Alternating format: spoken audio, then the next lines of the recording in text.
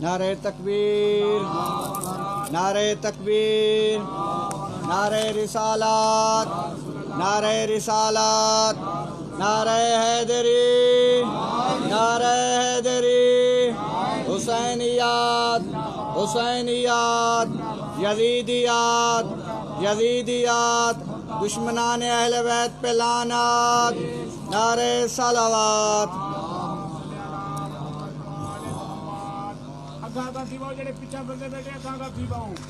مومنین اگا تشریف بنا کرتے رہ گیا۔ نعرہ تکبیر، اللہ اکبر، نعرہ تکبیر، اللہ اکبر، نعرہ رسالات، یا رسول اللہ، نعرہ رسالات، یا رسول اللہ، نعرہ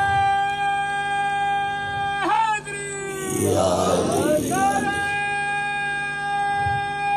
حیدری، حسینیات، حسینیات، یزیدیات، یزیدیات، اہل بیت کے دشمنان تے لعنت، آواز بلند کر صلوات۔ اپنے اپنے مرحومین کے لیے، بالخصوص اس ادارہ کے معاونین اور کمیٹی ممبران کے مرحومین کے لیے، اور پھر ان مرحومین کے لیے جن کے لیے کوئی فاتحہ پڑھنے والا نہیں، ایک مرتبہ سورہ فاتحہ، 3 مرتبہ سورہ اخلاص۔ بسم اللہ الرحمن الرحیم، الحمدللہ رب العالمین الرحمن الرحیم مالک یوم الدین، ایاک نعبد و ایاک نستعین، اہدنا الصراط المستقیم صراط الذین انعمت علیہم غیر المغضوب علیہم ولا الضالین۔ بسم اللہ الرحمن الرحیم، قل هو اللہ احد اللہ الصمد لم یلد ولم یولد ولم یکن لہ کفوا احد۔ بسم اللہ الرحمن الرحیم، قل هو اللہ احد اللہ الصمد لم یلد ولم یولد ولم یکن لہ کفوا احد۔ بسم اللہ الرحمن الرحیم، قل هو اللہ احد اللہ الصمد لم یلد ولم یولد ولم یکن لہ کفوا احد۔ اللہم صلی علی محمد و آل محمد۔ نعرہ تکبیر، نعرہ تکبیر، نعرہ رسالت، نعرہ رسالت، نعرہ حیدری، حیدری، نعرہ صلوات، اللہم صلی علی محمد۔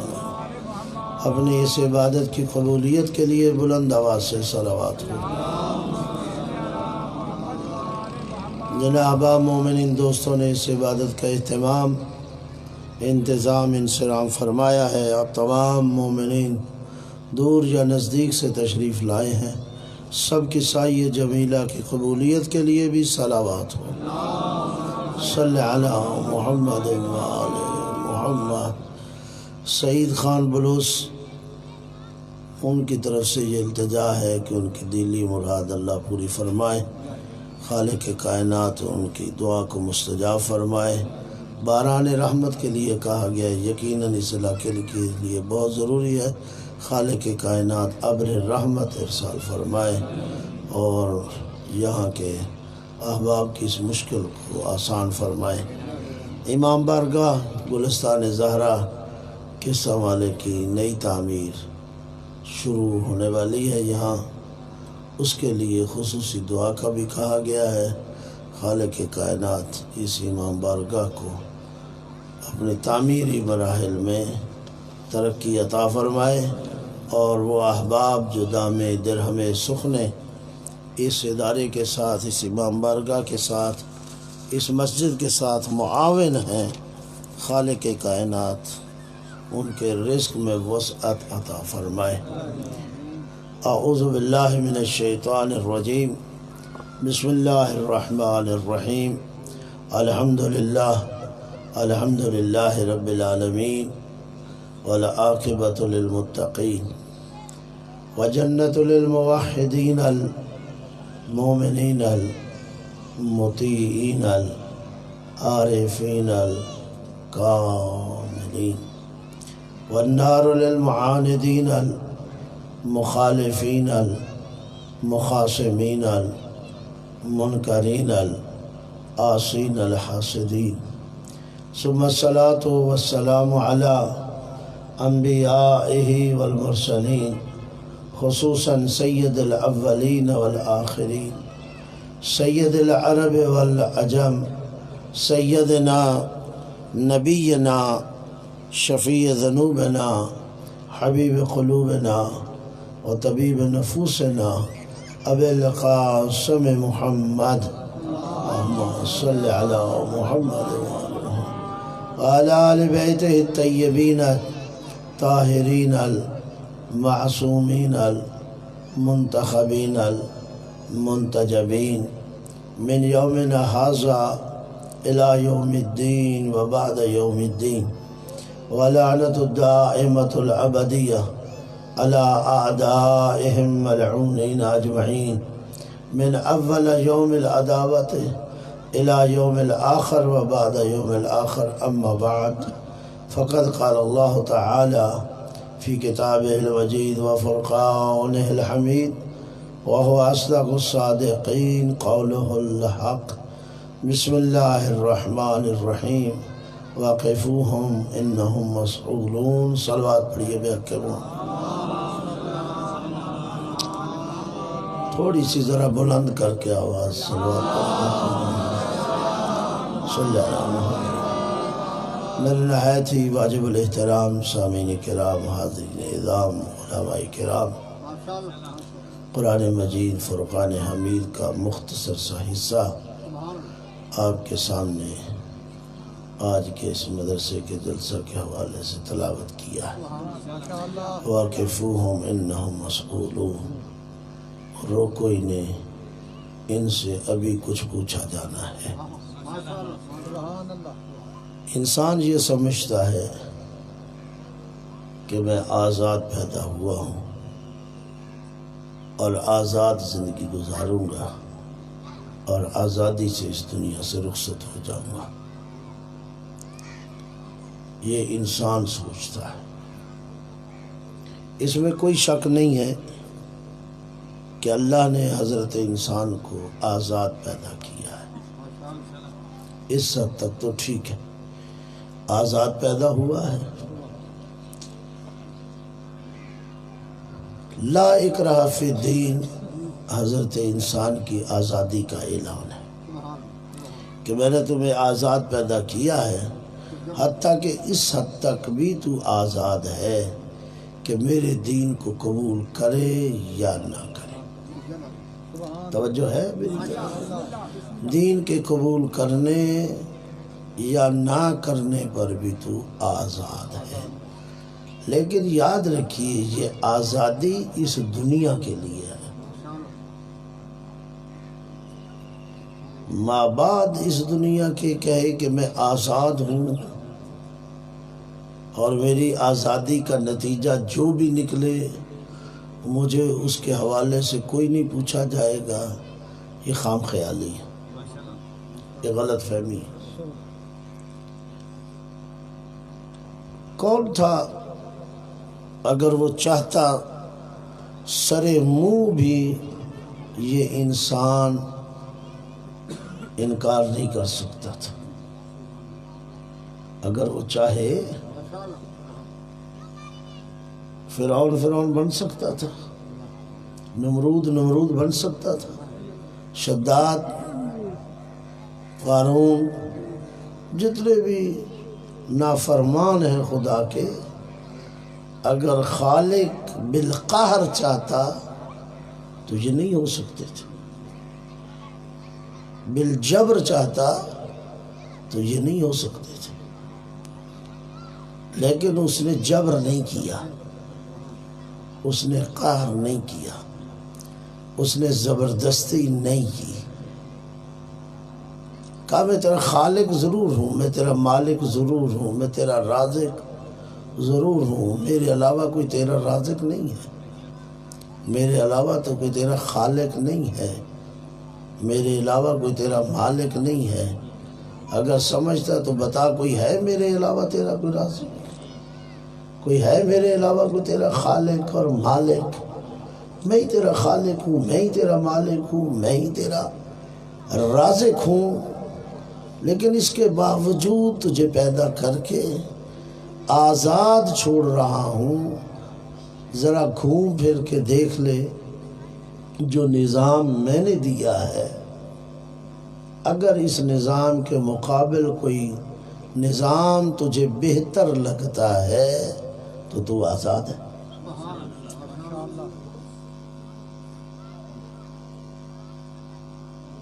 اسلام کو نہیں قبول کرنا چاہتا، یہودیت پہ رہنا چاہتا، رہ جا۔ عیسائیت پہ زندگی گزارنا چاہتا، گزار لے۔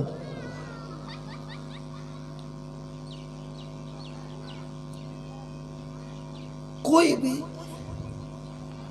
کسی بھی وقت کسی بھی نظریے پہ اگر زندگی گزارنا چاہتا گزار لے، لیکن اتنا یاد ضرور رکھنا، الدنیا مزرعۃ الآخرہ، دنیا آخرت کی کھیتی ہے۔ جو تو یہاں بوئے گا نتیجہ ثمرہ وہاں اسی کا ملے گا۔ یہ نہیں ہو سکتا ساری زندگی نافرمانی میں گزارے اور پھر اس دنیا میں چاہے کہ آرام مل جائے، اس دنیا میں چاہے کہ جو میں ان لوگوں کو دے رہا ہوں جو میرے مطیع اور فرما بردار تھے تجھے بھی مل جائے۔ ایسا نہیں ہے۔ میں نے تیرے سامنے نظام رکھے تھے، تجھے آزاد چھوڑا تھا، تو نے اس اسلام کو قبول نہیں کیا، یہودیت بھی اپنی مرضی سے رہا ہے، عیسائیت بھی اپنی مرضی سے رہا ہے، مجوسیت کو تو نے اختیار کیا ہے، دہری یہ تو نے سنبھالی، کون سا میں نے جبر کیا؟ آج پھر نتیجہ مجھ سے چاہ رہا ہے، یہ تو نہیں ہو سکتا۔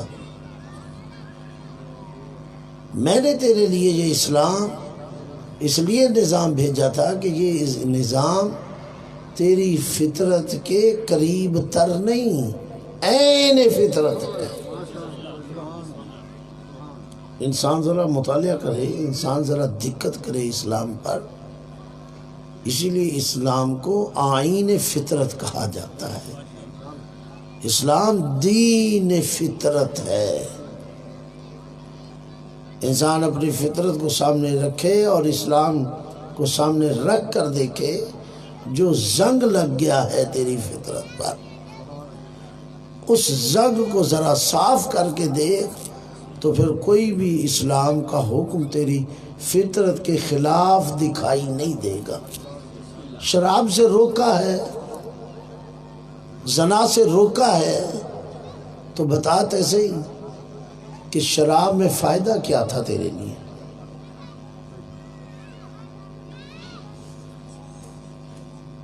شراب پی کر تیرا ہی نقصان ہے۔ ایک تو گردے ختم ہو جائیں گے، دوسرا غیرت ختم ہو جائے گی، شرم و حیا ختم ہو جائے گی، یعنی معنوی طور پر بھی تو اور ظاہری طور پر بھی بدن بھی فساد کی طرف گیا شراب پینے سے، گردے زد میں آئے، اور روحانی اور معنوی طور پر بھی غیرت انسانی چلی گئی۔ میں نے تجھے بے غیرت ہونے سے بچایا ہے، میں نے تیرے بدن کو فاسد ہونے سے بچایا ہے۔ زنا سے روکا ہے تو زنا میں فائدہ کیا ہے تیرے لیے؟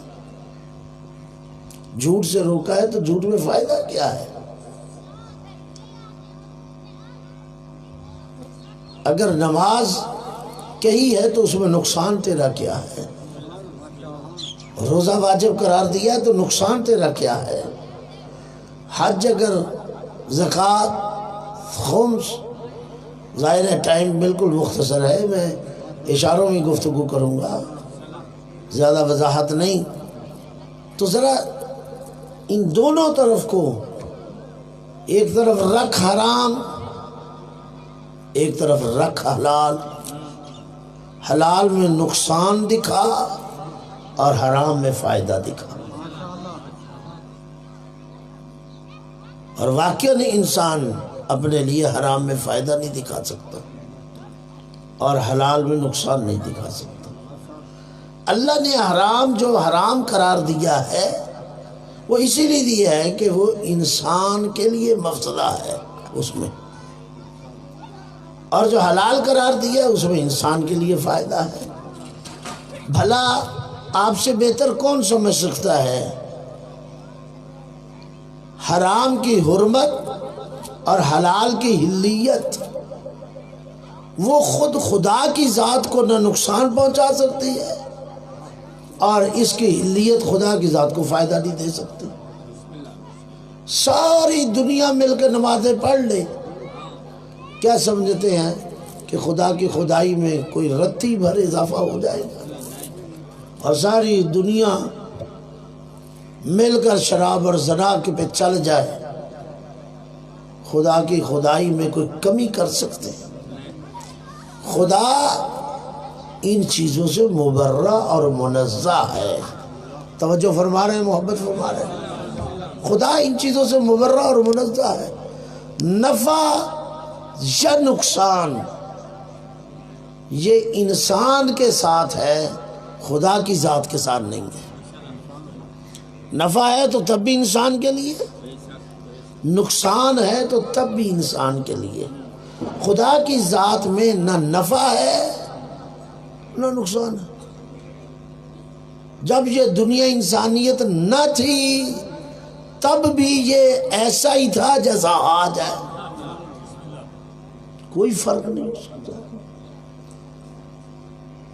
اور جب یہ نہیں رہے گی تب بھی ویسا رہے گا جیسے آج ہے۔ تو اس دین کا فائدہ اگر ہے تو حضرت انسان کے لیے، اور فائدہ ہی فائدہ ہے اس دین میں۔ فائدہ دے کر پھر بھی کہا لا اکراہ فی الدین، اس دین کے اختیار کرنے میں جبر نہیں۔ ایک بات تو یہ، ایک اور غلط فہمی بھی نکالنا چاہتا ہوں، محبت فرما رہے ہیں تو اگر جاگ رہے ہیں تو صلوات پڑھیے بے حق محمد۔ بعض لوگ، بعض احباب، بعض دوستان جب بات کی جائے ان سے نماز، روزے، حج، زکوٰۃ کی تو وہ فوراً اس آیت کو سامنے رکھتے ہیں۔ مولانا کیا کر رہے ہیں؟ نماز کی باتیں کر رہے ہیں، لا اکراہ فی الدین۔ مولانا کیا فرما رہے ہیں؟ روزے کی بات کر رہے ہیں، لا اکراہ فی الدین۔ جہاں ان سے حرام سے روکو لا اکراہ فی الدین، جہاں انہیں کوئی واجب کی طرف آگاہی دو لا اکراہ فی الدین۔ اتنی بڑی غلط فہمی کا شکار ہیں۔ یاد رکھیے، آپ کو دین قبول یا نہ قبول کرنے میں اختیار تھا، وہاں جبر نہیں ہے۔ لیکن جب آپ اسلام کو قبول کر لیتے ہیں تو اب آپ اس آیت کو سامنے نہیں رکھ سکتے کہ میری مرضی نماز پڑھوں یا نہ پڑھوں، میری مرضی روزہ رکھوں یا نہ رکھوں، میری مرضی حج کروں یا نہ کروں، میری مرضی زکوٰۃ دوں یا نہ دوں۔ نہیں، یہاں نہیں، آپ اس آیت کو، آپ کو اختیار ہے پاکستان میں رہیں یا نہ رہیں،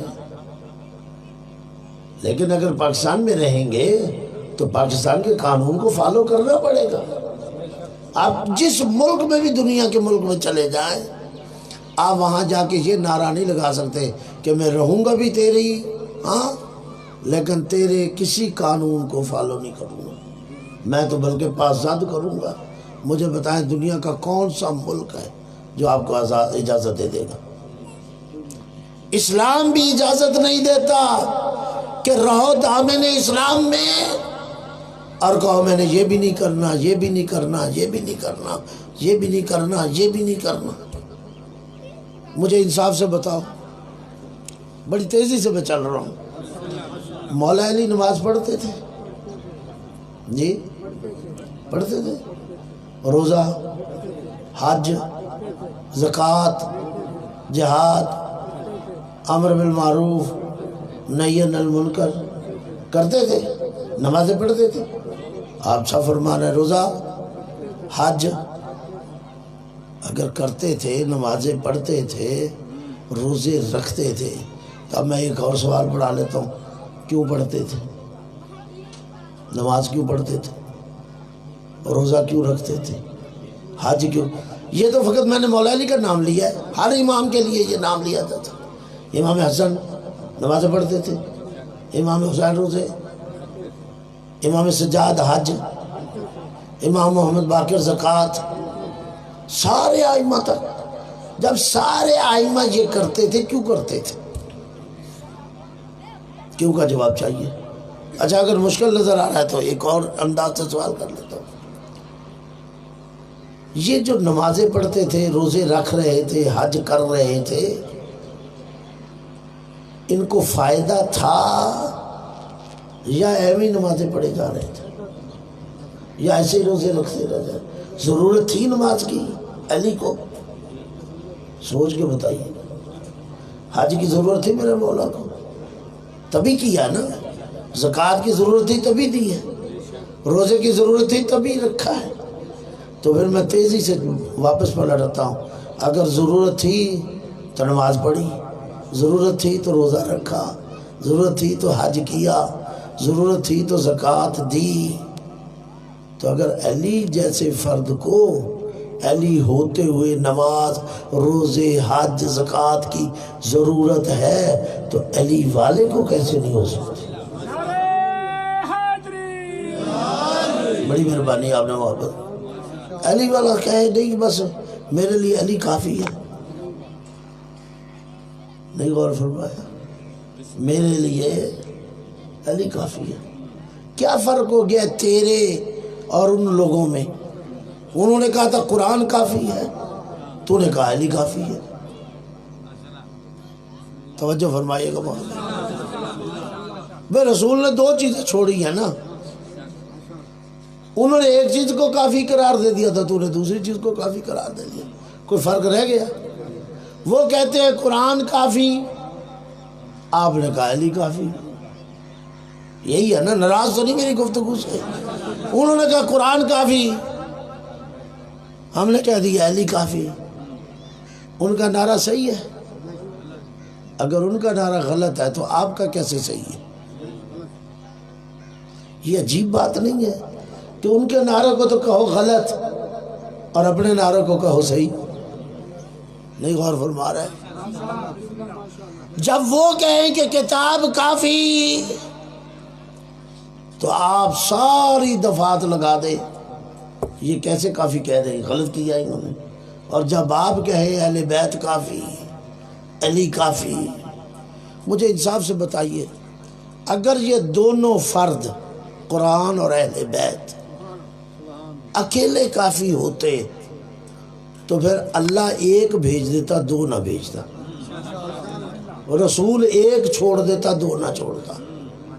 اللہ نے دو بھیجی، قد جاءکم من اللہ نور و کتاب مبین۔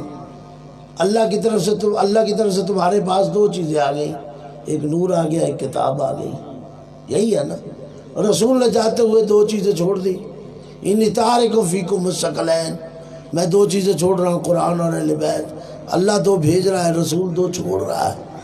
اگر ایک کافی تھی تو اللہ نے دو کیوں بھیجی، رسول نے دو کیوں چھوڑی؟ اس کا مطلب ہے اللہ دو بھیج کر بتا رہا ہے ایک کافی نہیں، رسول دو چھوڑ کر بتا رہا ہے ایک کافی نہیں۔ وہ اہل بیت کو چھوڑ دیں اور قرآن کے دامن سے وابستہ ہونے کا اعلان کر دیں تو صحیح نہیں ہے، اور اگر تو قرآن کو چھوڑ دے اور اہل بیت کے دامن سے پیوستہ رہنے کا اعلان کر دے تو صحیح ہے کہتے مان لیا جائے۔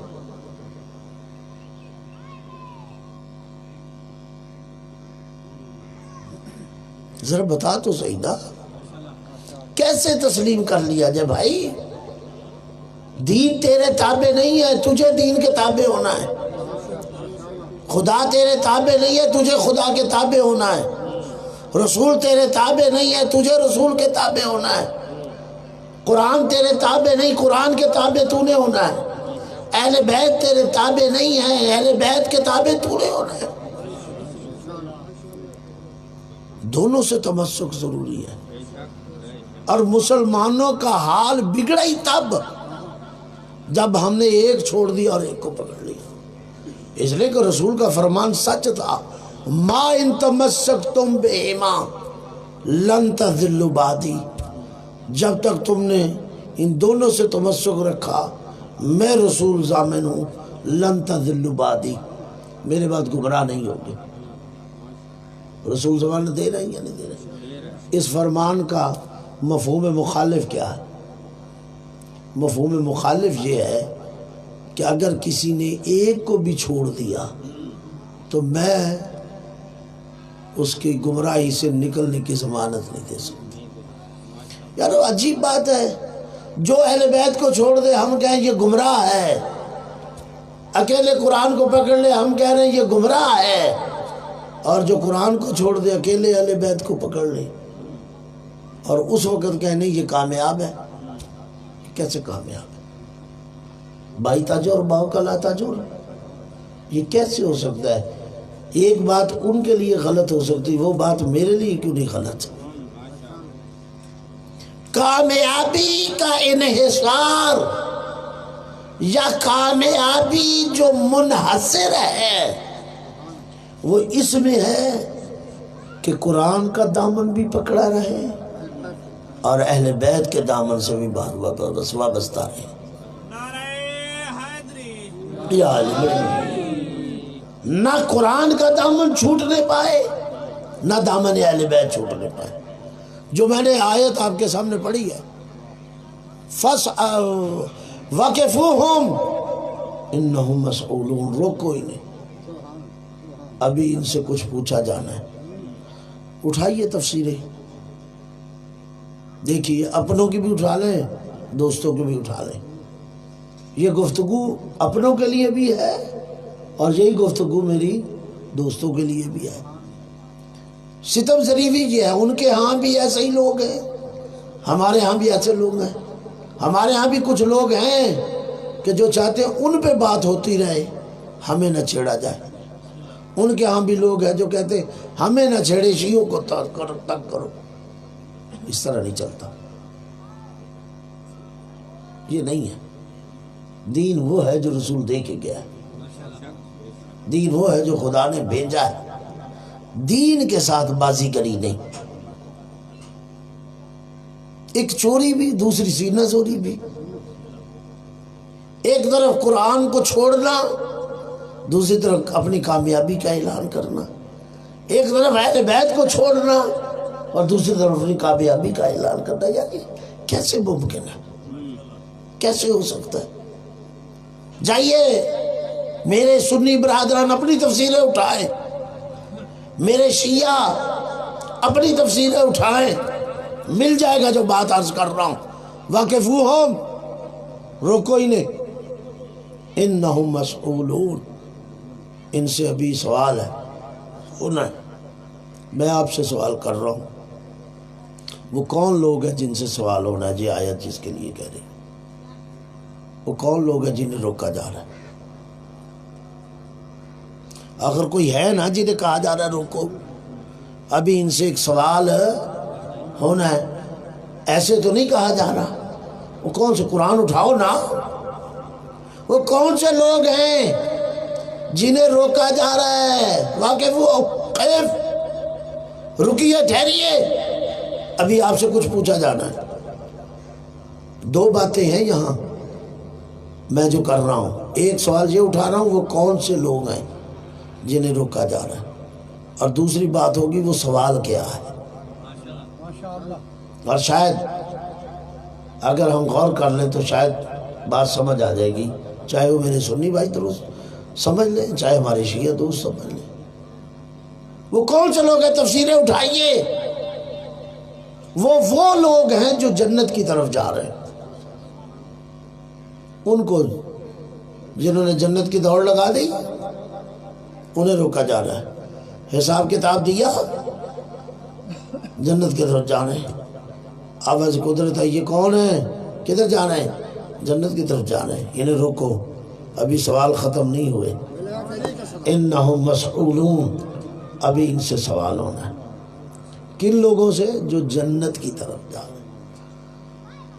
وہاں جہنم بھی تو ہے، ادھر نہیں اعلان کیا۔ اگر جنت کی طرف جا رہے لوگ تو مول صاحب لوگ جہنم کی طرف بھی تو جا رہے ہیں نا. جائیے ذمہ داری سے کہہ رہا ہوں، انہیں نہیں روکا جا رہا جو جہنم کی طرف جا رہے ہیں، انہیں روکا جا رہا ہے جو جنت کی طرف جا رہے ہیں. جہنم جانے والوں کو نہیں کہا جا رہا ابھی سوال تم سے ہونا ہے. انہیں مطلب یہ ہے کہ جاؤ، انہیں روکنے کی ضرورت نہیں. روکنے کی ضرورت کنہیں ہے؟ جنت میں جانے والوں کو روکا جا. اچھا جنت میں کون جائیں گے؟ بے عمل یا بد عمل؟ نیک عمل والے جائیں گے. نیک عمل یعنی نماز پڑھے، روزہ رکھے، حج کرے، زکوٰۃ دے، یہی ہے نا. تو یہ عمل جنہوں نے پاس کیے، نماز، روزہ، حج، زکوٰۃ، خمس، جہاد، تبرع، تولا، امر بالمعروف، نہی عن المنکر، یہ سب کچھ جس نے کر لیا اب جانے لگے جنت. جبرائیل کو کہا روک دو انہیں، انہم مسئولون. اب آپ سے سوال ہونا ہے. یاد رہے جہنم والوں کو نہیں روکا. اب دوسری بات میں کر رہا ہوں. پہلی بات واضح ہو گئی کہ جنت والوں کو روکا ہے، جہنم والوں کو نہیں روکا. اب دوسری بات کہ وہ بات کیا ہے جو پوچھی جانی ہے. تو میرے بزرگ نے اعلان کر دیا اور ہے بھی یہی، کتابیں اٹھائے. وہ کیا چیز پوچھی جانی؟ عن ولایت علی ابن ابی طالب. اب ان سے سوال کرو علی کی ولایت کا، کہ علی کی ولایت قبول ہے؟ اگر تو یہ اعلان کر دیں قبول کرنے کا تو انہیں جنت جانے دو. اگر یہ اعلان نہیں کرتے تو جنت نہیں جا سکتے. توجہ ہے؟ پس اگر ولایت علی ابن ابی طالب کو قبول کرتے ہیں ہے تو یہ جنت جائیں، نہیں تو لے جائیں اپنی نمازیں بھی، لے جائیں اپنے روزے بھی، لے جائیں اپنے حج و زکوٰۃ بھی، لے جائیں اپنا جہاد. نہ ان کی نماز کی ضرورت ہے، نہ ان کے روزے کی ضرورت ہے، نہ ان کے حج کی ضرورت ہے. اس لیے کہ ان تمام عبادات کی قبولیت کی شرط ہے علی کی ولایت.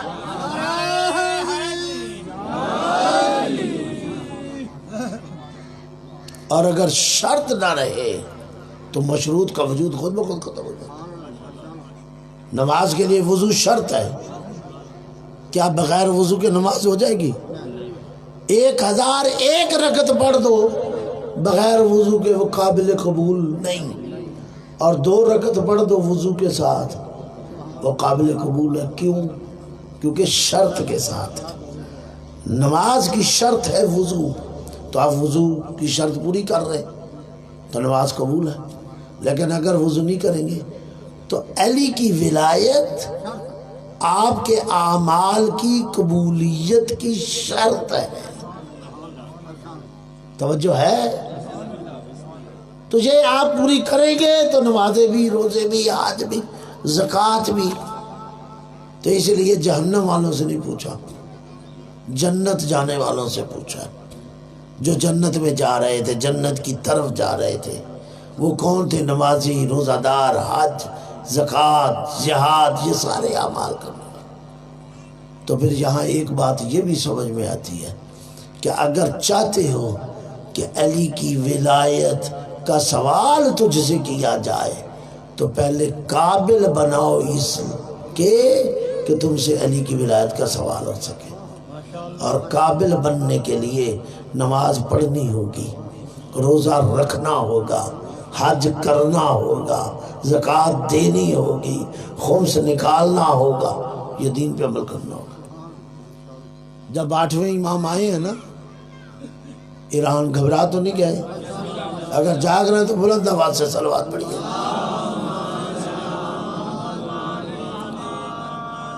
جب 8ویں امام آئے ہیں نا، نیشا پور پہنچے تو 1,25,000 لوگوں کا اجتماع تھا میرے مولا کی زیارت کے لیے. کھڑے تھے امام کے استقبال کے لیے. امام کی سواری جیسے ہی آئی تو آپ ناکہ پہ تھے اور آپ نے چہرے پہ نقاب کیا ہوا تھا. اب ظاہر ہے امام آئے تو تکبیریں تو بلند ہونی تھی، آوازیں بلند ہوئی، آوازیں لگ گئے، اللہ اکبر اللہ اکبر، تکبیریں بلند ہوئی۔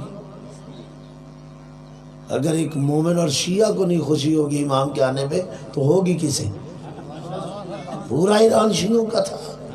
تو امام بے نفس نفیس خود آ رہے تھے، زیارت کرنا تھی، پہلے سنتے تھے امام کے فضائل کمالات اور ان کی سیرت کے بیانیاں سنتے تھے، آج خود امام کو دیکھ لینا اپنی آنکھوں سے، اور امام کا دیکھنا بھی عبادت ہے، امام سے محبت کرنا بھی عبادت ہے، امام کا ذکر بھی عبادت ہے۔ تو اب امام آئے 1,25,000 کا اجتماع انتظار میں ہے۔ صلوات پڑھیے بحق محمد وآل محمد۔ آئیے آگے تشریف لے آجیے، ایک صلوات اور پڑھیے، اجازت ہے آپ کی طرف سے؟ ٹائم بالکل تھوڑا ہے اور میں بات کو ختم کروں گا۔ کتنی تعداد ہے؟ 1,25,000۔ امام آ گئے، تکبیریں بلند ہو گئی، پھر ایک التجا اٹھی، مولا اپنی زیارت بھی تو کرائیے۔ اب امام نے نقاب الٹا، اب جیسے نقاب اٹھایا تو ایک نورانی چہرہ جو امام کا ہے وہ نقاب سامنے آیا، تکبیروں میں اضافہ۔ اب امام کی زیارت ہو رہی اور ڈائریکٹ ہو رہی ہے، کوئی واسطہ درمیان میں نہیں، کوئی پہاڑ، کوئی درخت، کوئی اولا شولا، کوئی شے نہیں، امام کی زیارت۔ اور جب امام کی زیارت ہوئی تو شوق اور بڑا، کہ مولا جہاں اتنا کرم کیا ہے، جہاں اتنی محبت فرمائی ہے، آپ تشریف لے آئے، اپنا چہرہ دکھا دیا، وہاں ہم آپ کی زبان سے آپ کے جد کا کوئی پیغام سننا چاہتے ہیں۔ توجہ ہے؟ ہمیں کوئی اپنے جد کی حدیث بھی سنائیے۔ امام نے کہا ٹھیک ہے۔ اس حدیث کو علماء نے لکھا ہے، یہ ٹرم استعمال کیجئے، سلسلۃ الذہب۔ یہ حدیث کون سی ہے؟ سلسلۃ الذہب، یعنی ایک تو تواتر ہے اس میں، اور دوسرا اس حدیث کو بیان کرنے میں جتنے راوی ہیں وہ سب کے سب معصوم ہیں۔ یہ واحد حدیث ہے جس میں ایک راوی بھی غیر معصوم نہیں۔ ذہب سونے کو کہتے ہیں، یعنی یہ واحد حدیث ہے جسے سونے کی حدیث کہا جاتا ہے۔ 3.5 لاکھ مجموعہ ہے، صحیح یا غیر صحیح یہ بات کا معیار ہے جو مسلمانوں کے سامنے احادیث کا مجموعہ ہے، تقریباً۔ تو یہ واحد حدیث ہے جسے سلسلۃ الذہب کہتے ہیں، سونے کی حدیث، ایک راوی بھی غیر معصوم نہیں۔ امام سنانے لگے کہ یہ جو حدیث میں آپ سے نقل آپ کو سنا رہا ہوں، امام فرما رہے ہیں یہ میں نے اپنے باپ سے سنی، امام موسیٰ کاظم، اور پھر کہا میرے باپ نے اپنے باپ امام جعفر صادق سے سنی، امام جعفر صادق نے امام باقر سے سنا، امام محمد باقر نے امام سجاد سے سنا، امام سجاد نے اپنے باپ امام حسین سے سنا، انہوں نے اپنے بھائی حسن سے سنا، انہوں نے اپنے باپ مولا کائنات سے سنا، اور امیر المومنین فرماتے ہیں میں نے اس حدیث کو رسول اسلام سے سنا، اور وہ کیا ہے؟ کلمۃ لا الہ الا اللہ حصنی۔ لا الہ الا اللہ کا کلمہ جو ہے یہ ایک حصار ہے، فمن دخل حصنی، جو اس حصار میں قلعے میں داخل ہو گیا، آمنا، وہ ایمان پا گیا، امن پا گیا عذاب سے۔ یہ حدیث فرمانے کے بعد، یعنی اس میں آپ دیکھیں ایک راوی غیر معصوم نے، 8ویں امام سے شروع ہوتی ہے اور پیغمبر تک چلی گئی، کوئی راوی غیر معصوم نہیں۔ اور اس حدیث کو فرمانے کے بعد 8ویں امام کہتے سنو، بشرطہا و شروطہا، یہ قلعہ جو ہے اس قلعے میں داخل ہونے کی کچھ شرطیں ہیں، ان شرطوں کو پورا کیے بغیر آپ اس قلعے میں داخل نہیں ہو سکتے۔ اور پھر سر اٹھا کے کہا انا من شروطہا، ان شرطوں میں سے ایک شرط میں ہوں۔ کیا سمجھیں آپ؟ یہ وہی ہے واقفوہم انہم مسئولون، اور کو ان سے پوچھا جانا ہے عن ولایت علی ابن ابی طالب، وہ ولایت جو علی کی ہے وہی ولایت حسنوں کی ہے، وہی حسین کی ہے، وہی آ جائے گی 8ویں امام تک اور امام زمانہ تک۔ انا من شروطہا، ان شرطوں میں سے ایک شرط ہے ہم، جب تک یہ شرط پوری نہیں کرو گے آپ اس قلعے میں داخل نہیں ہو سکتے، اور یہ قلعہ اسلام ہے، اور اس اسلام میں آپ داخل نہیں ہو سکتے جب تک آپ ان شرطوں کو پورا نہیں کریں گے۔ قرآن اور اہل بیت یہ دونوں ملیں گے تو آپ کو اسلام حاصل ہوگا۔ اگر آپ نے دونوں میں سے کسی ایک کو بھی چھوڑ دیا تو پھر آپ نجات نہیں پا سکتے، نہ وہ میرا بھائی نہ یہ میرا بھائی۔ ہوا یہ کہ انہوں نے بھی نعرہ لگا دیا کہ حسبنا کتاب اللہ، ہمیں اللہ کی کتاب کافی، اور ہم نے بھی یہی نعرہ لگا دیا۔ چلو زبان سے اعلان نہیں کیا، طریقہ کار تو وہی ہے نا، ہمیں اہل بیت۔ جس طرح میرے محترم اہل بیت کو چھوڑنا ظلم ہے، اسی طرح قرآن کو چھوڑنا بھی ظلم ہے۔ جس طرح قرآن ہمارے لیے ہے اسی طرح اہل بیت بھی ہمارے لیے ہے، جس طرح اہل بیت ہمارے لیے ہے اسی طرح قرآن بھی ہمارے لیے ہے۔ کوشش کریں قرآن اور اہل بیت دونوں کو اختیار کریں۔ اگر دونوں میں سے ایک کو بھی چھوڑیں گے آپ کا اسلام نامکمل ہے۔ اسلام تب مکمل ہوگا دونوں کو، اور اسی قرآن کو بچانے کے لیے، اسی دین کو بچانے کے لیے، اسی اسلام کو بچانے کے لیے بتائیے تو صحیح، جنہیں ہم مانتے ہیں انہوں نے کم قربانیاں دی ہیں۔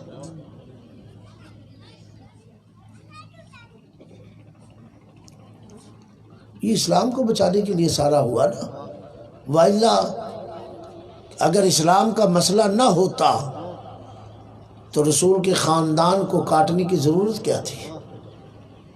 کیا ضرورت تھی؟ امام نے تو یہی کہا تھا، اپنے بھائی سے کہا تھا نا، میں تو اس لیے مدینہ چھوڑ رہا ہوں، اللہ ترون ان الحق لا یعمل بہ وان الباطل لا یتناہ عنہ۔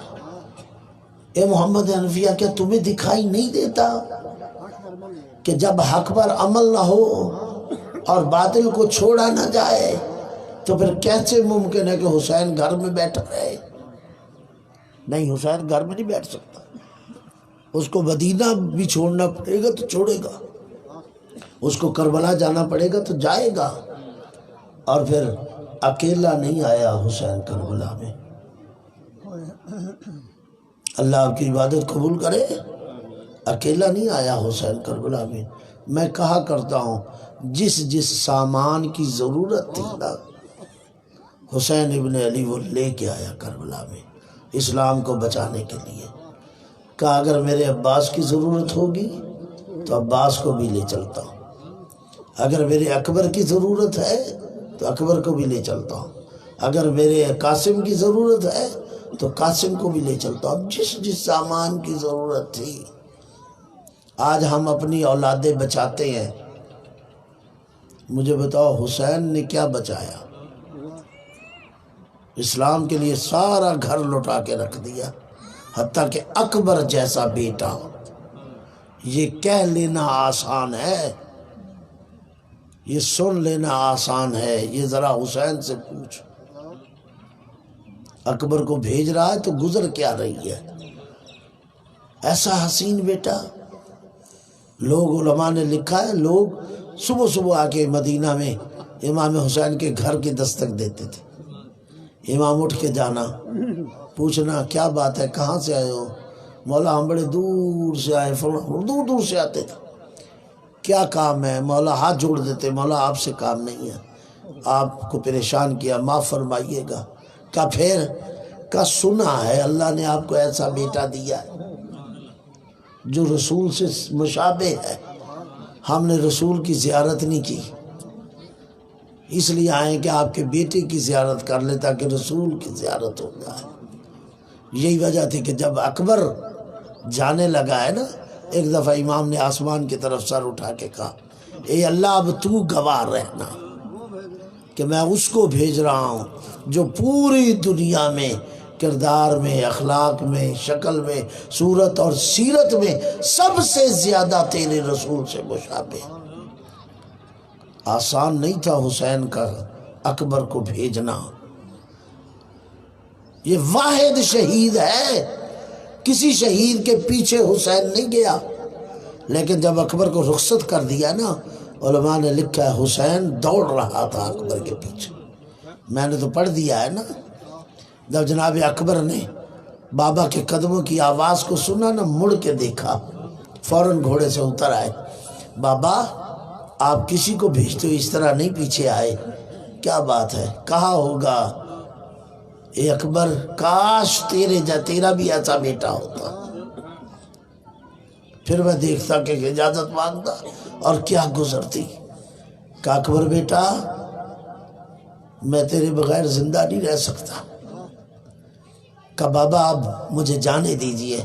کہا اچھا بیٹا ایک شرط ہے، بس 2-4 جملے کہنا چاہتا ہوں۔ اچھا بیٹا ایک شرط ہے۔ کہا جی بابا فرمائیے۔ کہتے ہیں بیٹا جب تک نرغہ اعداء میں گر نہ جائے مجھے اس وقت تک اپنا چہرہ دکھاتے رہنا۔ رک گئے امام حسین، اور علماء نے لکھا ہے جب تک اکبر اعداء کے جھرمٹ میں گھرے نہیں نا، مڑ مڑ کے اپنے آپ اپنا چہرہ بابا کو دکھاتے رہے۔ لیکن ایک دفعہ آواز آئی یا ابت ادرکنی، اے بابا میری مدد کو آئیے، اے بابا میری مدد کو آئیے۔ علماء نے لکھا ہے جیسے یہ آواز آئی نا یا ابت ادرکنی، امام حسین گر پڑے، اٹھے اور دوڑنے کی کوشش کی کہ میں جلد از جلد لاشے اکبر پہ پہنچوں، اپنے جوان اکبر کے لاشے پہ پہنچوں، لیکن پہنچ نہیں پائے، پھر گر جاتے، پھر اٹھتے، پھر گر جاتے۔ علماء نے لکھا ہے 70 مرتبہ اٹھے، 70 مرتبہ گرے، آخر علماء نے لکھا ہے زانو بے زانو، کوہنیوں کے بل، باپ اپنے بیٹے کے لاشے پہ پہنچا، اکبر کا سر اٹھایا، گود میں رکھا، رکھنے کے بعد کہا اکبر تیرا باپ بوڑھا ہو چکا ہے، بیٹا اکبر تیرا باپ بوڑھا ہو چکا ہے۔ ہاتھ پکڑا، کندھے پہ رکھا، بیٹا دوسرا ہاتھ کہاں ہے؟ ڈھونڈ رہے ہیں، سینے پہ پڑا ہے ہاتھ، بیٹا اٹھانا ہاتھ، یہاں کیوں رکھا ہوا ہے؟ کہا بابا ایک ظالم نے برچھی ماری ہے، اور برچھی مار کے اس نے پھل توڑ دیا ہے، اور جاتے ہوئے کہنے لگا سنا ہے تیرا بابا بڑا صابر ہے، میں دیکھوں گا جب اپنے ہاتھ سے اس برچھی کو نکالے گا۔ عزادارو جب یہ سنا نا میرے مولا نے کہا اکبر پھر؟ کہا بابا میں حاضر ہوں، تو گھٹنا رکھا سینے پہ، ایک ہاتھ ڈالا برچھی کو، اکبر بیٹا اب صبر کرنا، اب برچھی پہ ہاتھ ڈال کے چہرہ آسمان کی طرف اٹھا کے اللہ اکبر کہا، اور ساتھ ایک جملہ کہا اے میرے جد ابراہیم، اے میرے جد اسماعیل، ذرا دیکھ میری آنکھوں پہ پٹی نہیں بندھی اور میرے اکبر کے بازو نہیں بندھے۔ اللہ اکبر کہہ کے برچھی کو نکالا تو علماء نے لکھا ہے جگر کے ٹکڑے بھی ساتھ باہر آ گئے۔ بس عزادارہ نے اسے آخری جملہ جیسے تیسے کر کے لاشِ اکبر کو اٹھایا اور حسین لے کے آئے خیمے میں۔ خیمے میں کیا کیا؟ اے زینب، اے رقیہ، اے ام کلثوم جلدی آؤ، بی بی آئیں، سہارا دیا، ایک طرف اکبر کے لاشے کو رکھا، علماء نے لکھا ہے دوسری طرف قاسم کے لاشے کو رکھا، اور ان دونوں لاشوں کو رکھنے کے بعد امام حسین درمیان میں لیٹ جاتے، ایک بازو رکھتے ہیں اکبر کے لاشے پر اور دوسرا بازو رکھتے ہیں قاسم کے لاشے پر، اور آسمان کی طرف سر اٹھا کے پھر بازو اٹھاتے ہاتھ اٹھاتے ہیں اور کہتے ہیں اللہم تقبل منا ھذا القربان، اے اللہ میری قربانی کو قبول کرنا۔ انا للہ وَإِنَّا إِلَيْهِ رَاجِعُونَ وَسَيَعْلَمُ الَّذِينَ يَنقَلِبُونَ